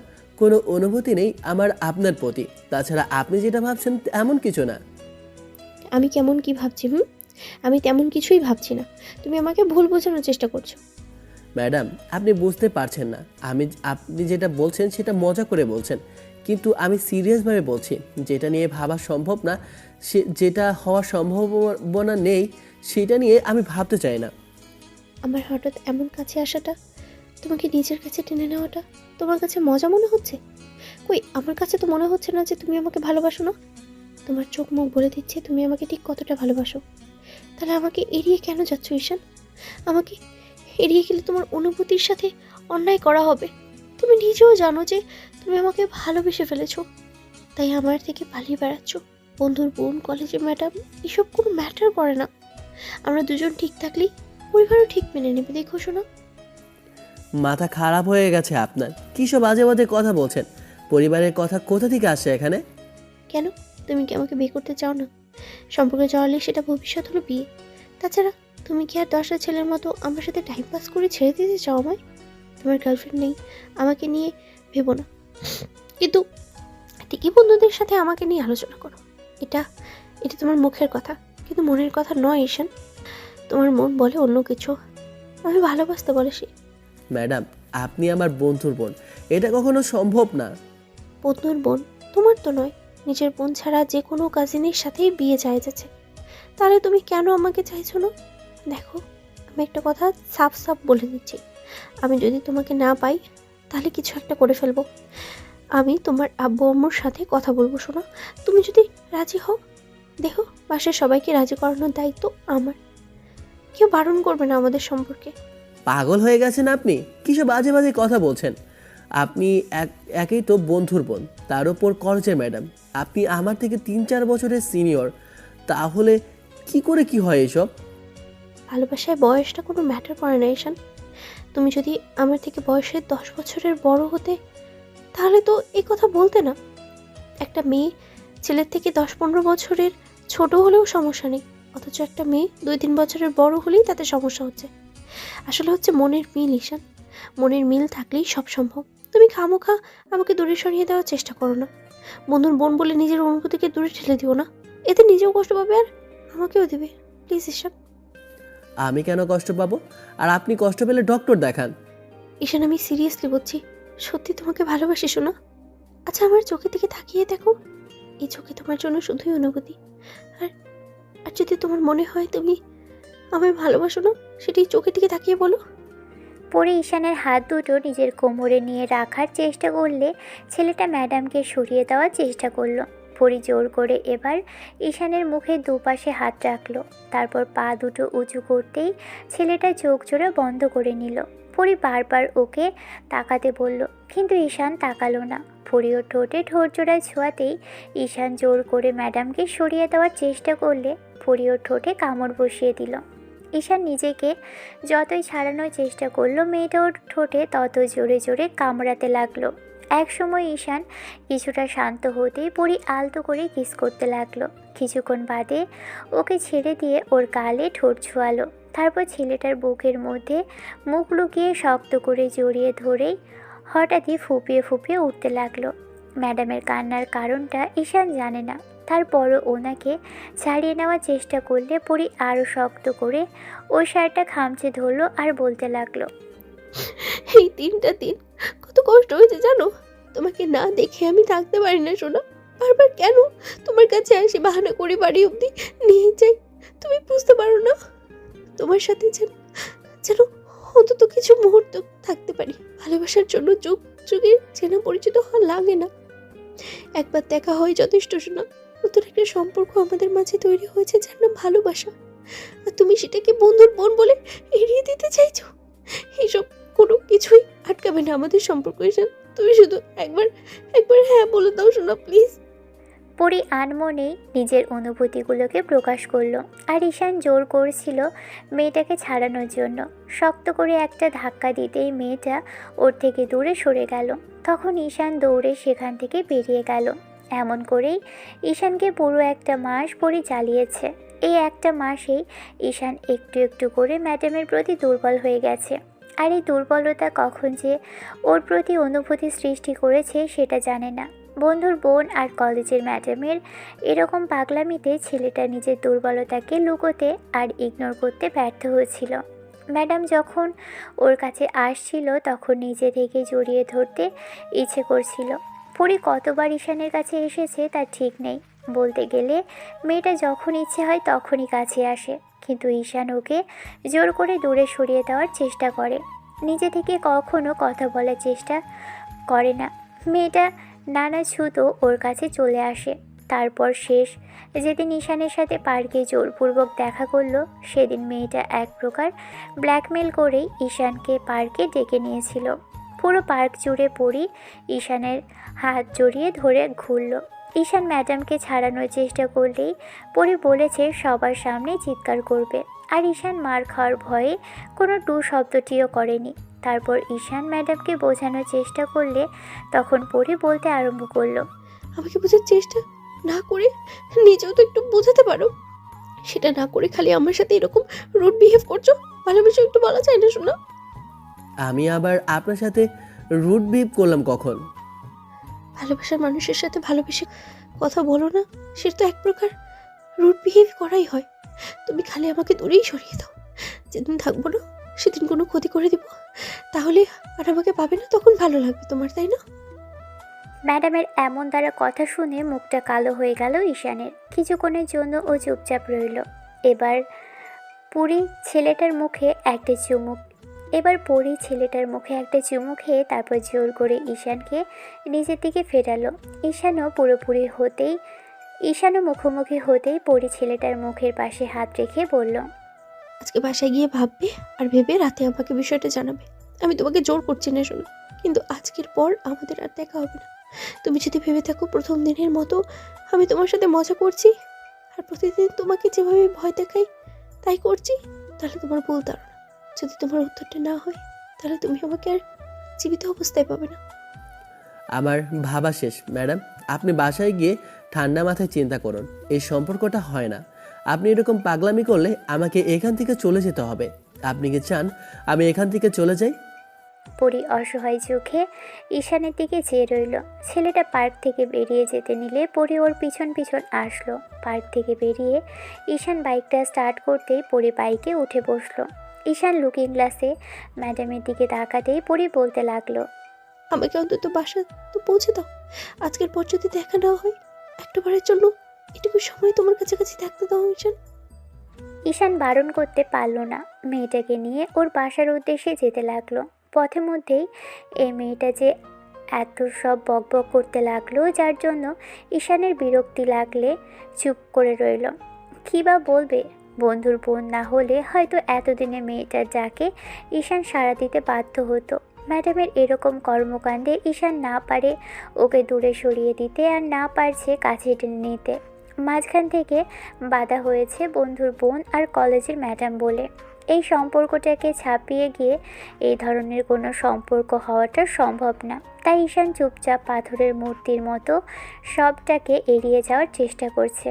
দুজন কিছুটা দূরে আসতেই এবার পরি জোর করে ঈশানের মুখটা নিজের দিকে ঘুরিয়ে বেশ কয়েকটা চুমু খেয়ে নিল। ঈশান খানিকটা বিরক্তি নিয়ে লুকিং গ্লাসে তাকাতেই মেয়েটা একটা ডেভিল হাসি দিয়ে বলতে লাগলো, যতই বিরক্তি মনে করো, আজকের পর হয়তো এই বিরক্তিটা আর থাকবে না। আর না তোমার সাথে আমার আর কখনো দেখা হবে। ঈশান আমাকে ছেড়ে সত্যি ভালো থাকতে পারবে তো? আমার এই স্পর্শগুলোর কথা তোমার কখনো মনে পড়বে না তো? পরীকে বাসায় নামিয়ে দিতেই মেয়েটা কিছু বলার আগেই ঈশান সেখান থেকে চলে গেল। বিকেলে পরি রুমেই শুয়েছিল। তখনই ওর ভাই রুমে আসলো। পরি ভাইকে দেখে উঠে বসতেই মেহেদি বোনকে বলতে লাগলো, কোথায় গিয়েছিল দুপুরে? কোথায় আবার? পার্কে গেছিলাম বান্ধবীদের সাথে দেখা করতে। তাহলে ঈশানের সাথে কি করছিলে তুমি? কি আর করব, রাস্তায় দেখা হলো তাই বাসায় পৌঁছে দিতে বললাম। বন্ধুটা আমার, কিন্তু তুমি ওর সাথে এত ঘনিষ্ঠ কেন? রোজে দেখি ওর সাথে আসা যাওয়া করো, তারপর কলেজে যখন তখন নাকি ডেকে নিয়ে ওর সাথে কথা বলো। কি বলতে চাইছিস তুই? ভালোই প্রেম করা হচ্ছে আমার বন্ধুর সাথে। মানে? তুমি ওর সাথে রোজ মেলামেশা করছো, আবার আজকে দেখলাম বাইকের পেছনে বসে আছো। চলতি বাইকের পেছন থেকে জড়িয়ে ধরে কিস করলে তার মানে কি? এটাই বোঝা যায় তুমি আমার বন্ধুর সাথে প্রেম করছো। পরি ভেবেছিল এত সহজে সবাইকে বিষয়টা জানতে দিবে না, কিন্তু ওর ভাই বিষয়টা এত তাড়াতাড়ি জেনে যাবে পরি সেটা বুঝতে পারেনি। মেয়েটা একটা শুকনো ঢোক গিলে একটু হাসার চেষ্টা করে পড়ল, ভালোবাসি তাই প্রকাশ করেছি, এতে অন্যায়ের কি আছে? তাছাড়া আমরা দুজনেই দুজনকে পছন্দ করি। তোমার মাথা খারাপ হয়েছে? তুমি বয়সী ঈশানের থেকে কত সিনিয়র সেটা জানো না? আর তুমি কিনা এমন একটা ফাঁদে পা দিলে। ও বললো আর তোমার ওকে ভালোবাসতে হবে। ও বলতে যাবে কেন? আমি কি বুঝতে পারি না? আমি এতটাও ছোট না যে কোনটা ভালোবাসা আর কোনটা আবেগ সেটা আমি বুঝতে পারবো না। শোন ভাই, আমি নিজে প্রকাশ করেছি ঈশানকে যে আমি তাকে ভালোবাসি। আর তোর বন্ধু আমার থেকে দূরে সরে থাকতে চাইছে, কারণ আমি ওর বন্ধুর বোন। আমি এত কিছু জানতে চাই না। তুমি ওর সাথে কোনো সম্পর্কে জড়াবে না, ব্যাস। আর যদি থাকেও তাহলে সেটা ভেঙে দিবে। আমি তোর থেকে জুনিয়র নাকি সিনিয়র যে তুই আমার সাথে এরকম করে কথা বলছিস? আমি তোর থেকে সিনিয়র, আর আমাকে কি করতে হবে সেটা তোর থেকে ভালো করেই জানি আমি।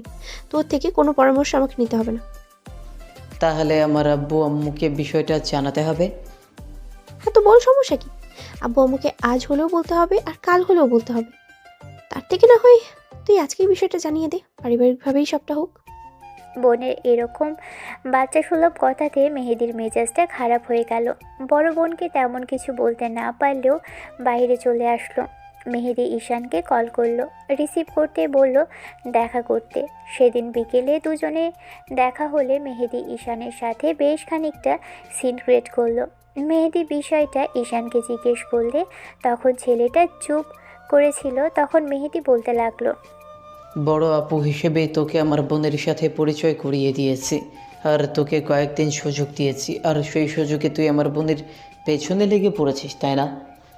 তুই আমাকে ভুল বুঝছিস। আমি তোর বোনের পেছনেও পড়িনি, আর না তোর বোনের সাথে কোনো সম্পর্কে জড়াতে চাচ্ছে। কে তোকে কি বললো সেটা শোনাই শুধু শুধু সিনক্রেট করিস না। আমার কথাগুলো শোন। আর কি শুনবো তোর কথা? শোনার মতো কোনো ইচ্ছা আমার নেই। তুই এমন কিছু করতে পারিস সেটা আমি জানতাম না। যে মেয়েটা কলেজের ম্যাডাম আর আমার বড় বোন, তুই বুঝতে পারছিস তার সাথে তোর সম্পর্ক কি করে হয়? সিনিয়র একটা মেয়ের জুনিয়র একটা ছেলের সম্পর্ক কিভাবে হয় তুই বুঝতে পারছিস? তোর মাথায় এইসব কে ঢুকালো আমি সেটাই বুঝতে পারছি না। সবটা তোর ভুল। আমি কোনো সম্পর্কে জড়াইনি। তাছাড়া তোর আপু আমাকে পছন্দ করে, সেটা নিজে থেকেই বলেছে। আমি জোর করে ওনাকে দূরে সরিয়ে দেওয়ার চেষ্টা করছি, কারণ তোর আর আমার বন্ধুত্বের মাঝে কোনো... থাক, আমাকে আর এইসব উল্টো পাল্টা বলে বোঝাতে হবে না। তুই কেমন সেটা আমার জানা হয়ে গেছে। শেষ পর্যন্ত বন্ধুর বড় বোনের দিকে তোর নজর পড়ল। তুই অন্য কারো কথা বলতে আমি নিচে দাঁড়িয়ে থেকে তার সাথে তোর সম্পর্ক তৈরি করে দিতাম। তুই বুঝতে চাইছিস না। তোর মনে হচ্ছে তোর আবু আমার থেকে সিনিয়র, তাই আমি সবটা করেছি। কিন্তু আমার এসব নিয়ে কোনো চিন্তাভাবনা ছিল না। ম্যাডাম রোজ রোজ ডেকে নিয়ে আমার সাথে কথা বলতো, তারপর মিশতে মিশতে কখনো নিয়ে আমাকে পছন্দ করেছে সেটা আমি জানি না। বিশ্বাস না হলে তোর আপুকে জিজ্ঞেস করে দেখতে পারিস। আমি হাজারবার ওনাকে বলেছি এই সম্পর্ক হওয়া সম্ভব না। এটা তুই মানবি না, আর না পরিবার মানবে। তাছাড়া আমার পরিবারই বা কেন মানবে? একটা সিনিয়র মেয়ের সাথে আমার সম্পর্ক, তোর সাথে বন্ধুত্বটা আমার অনেক আগে থেকে। তাই এই কয়েকদিনের প্রেম ভালোবাসার জন্য তোর সাথে আমার সম্পর্কটা আমি নষ্ট করতে চাইনি। সেই জন্য তোর আপুকে আমি বুঝিয়েছিলাম। তুই কেমন বুঝেছিস আর কেমন আমার বোনকে ফাঁদে ফেলেছিস সেটা আমার খুব ভালো করে জানা হয়ে গেছে। তোর থেকে আমি এটা আশা করিনি। শোন, আমার যদি তোর বোনকে ট্রাফে ফেলার ইচ্ছা থাকতো, তাহলে যে সময় তোর বোন আমাকে ভালোবাসার কথাগুলো নিজে থেকে মুখ ফুটে বলেছে, তখনই আমি সুযোগ নিতে পারতাম। আমার যদি চিন্তা না থাকতো ওইটা তোর বোন আর কলেজের ম্যাডাম, তাহলে তোর বোনের সাথে অনেক আগেই অনেক কিছুই করতে পারতাম। কিন্তু সেটা কেন করিনি জানিস? কারণ আমি এরকম কিছু ভাবিনি। আর সবচেয়ে বড় কথা, তোর ফ্যামিলি আমাকে খুব ভালোবাসে। সেই জন্য এমন সম্পর্ক তোর বোনের সাথে আমি করতে চাইনি। একদিন ম্যাডামের এই পাগলামিটা ঠিক হয়ে যাবে, কিন্তু উনি যে এরকম কিছু করবে সেটা আমার কল্পনার বাইরে ছিল। তুই বারবার আমার সামনে ভালো সাজার চেষ্টা করছিস। বন্ধুত্বের আড়ালে থাকা তোর মুখোশটা আজকে বেরিয়ে গেছে। তুই আর আমার সামনে ভালো সাজার চেষ্টা করলেও আমি বিশ্বাস করব না। তুই কি বলতে চাইছিস? আমি সবটা জেনে শুনে করেছি? যদি করি তাহলে বেশ করেছি। তুই আমার কথা বিশ্বাস করবি না তো? শোন, তোর বোনকে যদি আমি সত্যি ভালোবাসতাম না, তাহলে এতদিনে জোর করে তুলে নিয়ে গিয়ে বিয়ে করতাম। তুই চাইলেও আটকাতে পারতি না। মেহেদি রাগের মাথায় ঈশানের শার্টের কলারটা ধরল। ঈশান অবাকের চোখে মেহেদির দিকে তাকিয়ে রইল। ও খানিকটা কড়া গলায় বলতে লাগলো, আমি জীবনের সবচেয়ে বড় ভুল করেছিলাম তোকে বন্ধু ভেবে। আজকের পর যদি তুই আমার বোনের আশেপাশেও আসিস তাহলে ভাববো তুই আমাকে কখনো বন্ধুই ভাবিসনি। তুই এই মুখটা আমার বোনের সামনে নিয়ে আসবে না, তাহলে আমার থেকে খারাপ আর কেউ হবে না। এখন সব দোষ আমার হয়ে গেল, তাই তো? তোর বোন যা করেছে তার সামান্যটুকু আমি করিনি। আর আমার ভুল কি ছিল জানিস তো? তোর মতো একটা বন্ধু পাওয়া। কাজটা কে করেছে সেটা না জেনেই তুই নিজের বন্ধুকে দোষারোপ করে গেলি। আসলে কি বলতো, মেয়ে মানুষ হাজারো অপরাধ করলেও অপর পাশে থাকা ছেলেটারই সেই অপরাধের শাস্তি ভোগ করে। কারণ মেয়ে মানুষকে সবাই নিষ্পাপ ভাবে, কারণ তারা কোনো অন্যায় করতে পারে না। যাই হোক, যেহেতু চাইছিস তোর বোনের সামনে আমি না যাই, তাহলে যাব না, তোদের থেকে দূরে সরে যাব।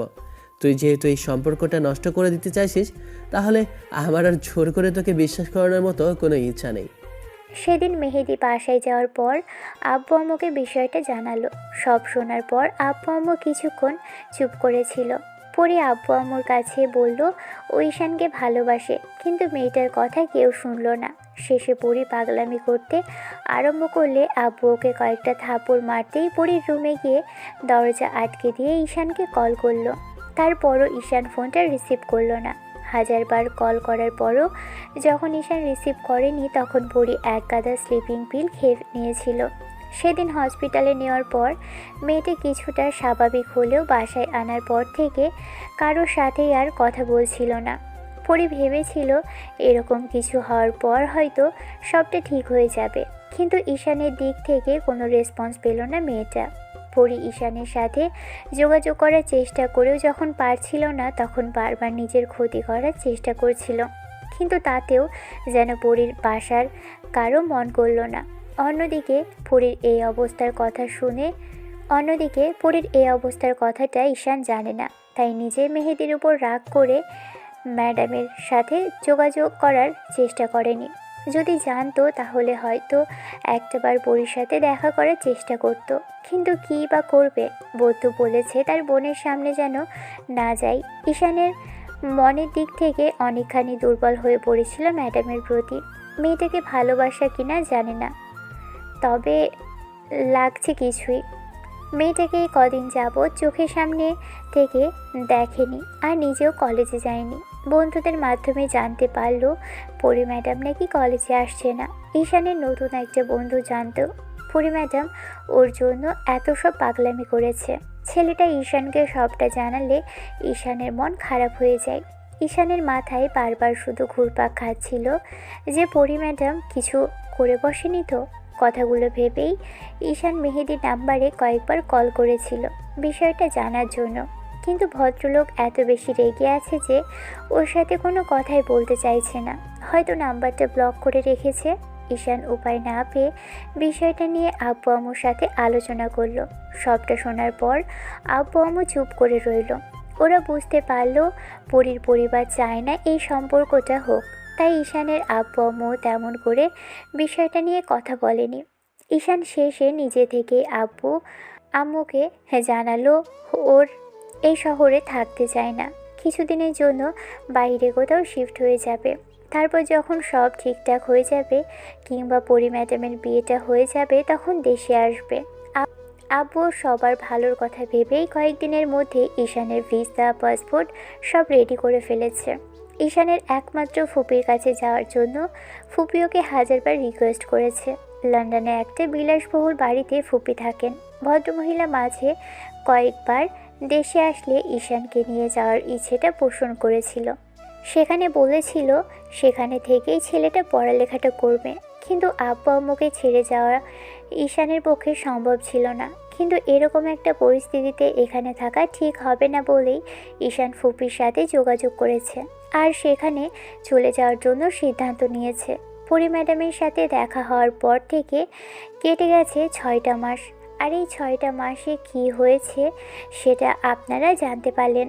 এয়ারপোর্টে এসে বসেছিল ঈশান আর পরির কথাগুলো ভাবছিল। এরই মাঝখানে মেহেদির নাম্বার থেকে কল আসলো। এতদিন পর ছেলেটার নাম্বার দেখে ঈশান রাগের মাথায় কয়েকবার কল কেটে দিল। একটু পর মেহেদি আব্বুর নাম্বারে কল করলো। ওপাশ থেকে কি বলল ঈশান সেটা জানে না, তবে আব্বু কথা বলা শেষ করে ঈশানের হাতটা ধরল। সাথে সাথে ঈশান খানিকটা অবাক হলেও আব্বু ওকে নিয়ে এয়ারপোর্টের বাইরে আসলো। ঈশান আব্বুকে বারবার জিজ্ঞেস করতে লাগলো কোথায় যাচ্ছে আর এমন সময় বাইরে কেন যাচ্ছে, কিন্তু আব্বু কিছুই বলল না। জোর করে ওকে বাইরে নিয়ে এসে গাড়িতে উঠিয়ে দিল। তারপর যখনই মেহেদির বাসার উদ্দেশ্যে রওনার জন্য ড্রাইভারকে বলল তখন ঈশান খানিকটা ভয় পেয়ে গেল। আব্বুর কথা শুনে ঈশান কাঁপা কাঁপা কণ্ঠে বলতে লাগলো, আব্বু কার কি হয়েছে? না মানে আসলে মেহেদির বোনটা খুব অসুস্থ। মেয়েটা নাকি অনেক দিন যাবতই ঠিকমতো খাওয়া দাওয়া করে না। কয়েকদিন আগেই একবার সুইসাইড করার চেষ্টা করেছিল। আজকেই কয়েকবার জ্ঞান হারিয়েছি। ডক্টর বলছে অবস্থা খুবই ক্রিটিক্যাল। খাওয়া দাওয়া না করার ফলে শরীরের অবস্থা খুবই বাজে। কয়েকদিন থেকে নাকি শুধু স্যালাইনের উপর আছে। সকাল থেকে কয়েকবার সেন্সলেস হয়ে পড়েছি। তাই মেহেদি কান্নাকাটি করে বলল তোমাকে নিয়ে যাওয়ার জন্য। ম্যাডামের এই অবস্থার কথা শোনার সাথে সাথেই ঈশানের চোখ দিয়ে আপনা আপনি পানি পড়তে লাগলো। আব্বু ছেলেকে এক পাশ থেকে জড়িয়ে ধরল। ঈশান হাতের উল্টো পিঠ দিয়ে চোখ মুছতে লাগলো আর ফুপিয়ে ফুপিয়ে উঠতে লাগলো। আব্বু ছেলেকে জড়িয়ে ধরে মাথায় হাত বুলিয়ে দিয়ে বলতে লাগলো, কান্নাকাটি করতে হয় না আব্বু, সব ঠিক হয়ে যাবে।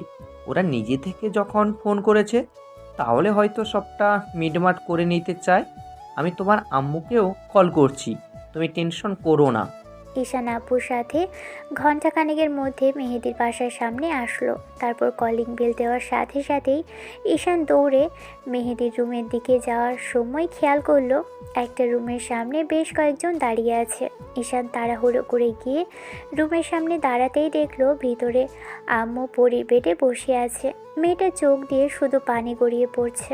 আম্মু মেয়েটার একটা হাত ধরে অনেক কিছুই বলছে। ঈশানকে দরজার সামনে দাঁড়িয়ে থাকতে দেখে আম্মু খানিকটা অবাক হলেও এবার মেহেদি এসে ঈশানের সামনে দাঁড়ালো। ঈশান রাগ করে ওকে পাশ কাটিয়ে ভিতরে যেতেই এবার পরি ওকে দেখে উঠে বসার চেষ্টা করলে আম্মু ওকে বাধা দিল। তারপরও মেয়েটা জোর করে উঠে বসার চেষ্টা করলো। আম্মু ছেলেকে এগিয়ে আসতে দেখেই আম্মু উঠে গেল। ঈশান গুটি গুটি পায়ে এগিয়ে গিয়ে মেয়েটার সামনাসামনি বসতেই পরি ওঠার চেষ্টা করলে ঈশান ওকে উঠে বসিয়ে দিল। ছেলেটার দিকে তাকিয়ে পরি ফ্যাস ফ্যাস করে কাঁদতে লাগলো। তখন ঈশান ওর ক্যানোলা পরানো হাতের মুঠোয় নিয়ে হাতের উল্টো পিঠে একটা চুমু খেয়ে তারপর গালের পাশে রাখতেই পরি আরও জোরে জোরে ফুঁপিয়ে উঠল। পরি ঈশানের হাতটা জোর করে সরিয়ে দিতে লাগলো আর জোরে জোরে কান্না করতে লাগলো। ঈশান পরির একটা হাত দু হাতের মুঠোয় নিয়ে বলতে লাগলো, আমি আপনাকে এখান থেকে জোর করে নিয়ে যাব। এবার আমাকে আর কেউ আটকাতে পারবে না।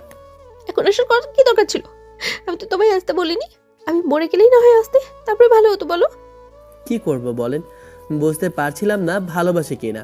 আপনার ভাই এরকম করে বলল সেদিন। আমি বারবার বলেছিলাম বিয়েটা করে নিই, সবাই মেনে নেবে। আজ বাদে খাল ভাইরও রাগটা কমে যেত। কিন্তু আমি যদি না থাকতাম তাহলে কি করে সম্পর্কটা টিকে থাকতো? তোমার বন্ধু এমনিতেও রাগ করলো, আর বিয়ে করলেও রাগ করতো। আজকাল থেকে শুধু শুধু আমাকে কষ্ট দিলে। যা পারেন শাস্তি দেন, তারপরেও কান্নাকাটি বন্ধ করেন প্লিজ। ঈশান এগিয়ে আসার চেষ্টা করলে পরি জোর করে ঈশানকে সরিয়ে দিতে লাগলো। ঈশান জোর করে মেয়েটার কাছে আসলো। পরির শরীরের শক্তি না থাকলেও ঈশানকে দেখার পর যেন মেয়েটার শরীরের শক্তিটা বেড়ে দ্বিগুণ হয়ে গেছে। ঈশান মেয়েটাকে জড়িয়ে ধরার চেষ্টা করলে পরি ঈশানের বুকে ধাক্কা দিতে লাগলো। ঈশান এবার এক প্রকার জোর করেই ম্যাডামকে বুকের মাঝে শক্ত করে চেপে ধরে মাথায় হাজারটা চুমু দিল। পরি ঈশানের বুকের সাথে একদম মিশে আছে আর ঈশান হাজারটা কথা বলতে লাগলো। এবার পরিও ছেলেটাকে জড়িয়ে ধরে কেঁদে উঠল আর ঈশান বলতে লাগলো, এখন আবার কিসের জন্য কাঁদছেন? আপনার ভালোবাসা, রাগ, জেদ আর ওই অনুভূতির কাছে আমার শক্ত মনটাও নরম হতে বাধ্য হয়েছে। ভালোবাসি তো, কিন্তু যখন বুঝতে পারলাম তখন দেরি করে ফেলেছি। যদি আপনার কিছু হয়ে যেত তাহলে আপনাকে কোথায় পেতাম? সব তোমার জন্য হয়েছে। কেন করলে এমন? আচ্ছা বাবা, সরি, আর কখনো এমন হবে না। পরি ঈশানের বুকের মধ্যেই এমন করে পড়ে রইল। এমন কি হতে পারে সেটা হয়তো আপনারা কিছুটা হলেও আজ করতে পেরেছেন। দেখা হচ্ছে অন্য কোনো দিন অন্য কোনো গল্পে। ততদিন পর্যন্ত আপনারা সুস্থ থাকবেন, ভালো থাকবেন, আমাদের সাথেই থাকবেন। ধন্যবাদ। আল্লাহ হাফেজ।